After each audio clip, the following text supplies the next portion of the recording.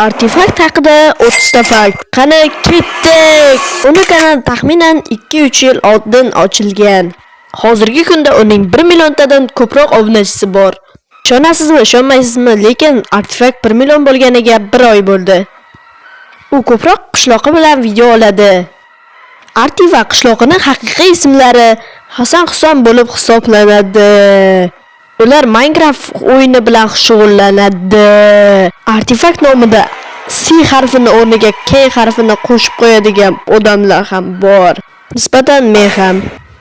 Artefaktni BDV kanal ham bor.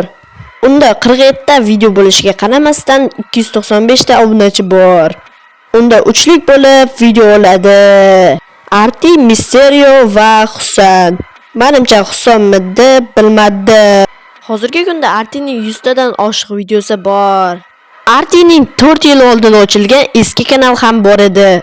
Unda 5 ta video bilan 30 ming ta obunachi yig'ilgan edi. Artining 1 millionta bo'lamiz streamida nakrutka bajarilgan edi.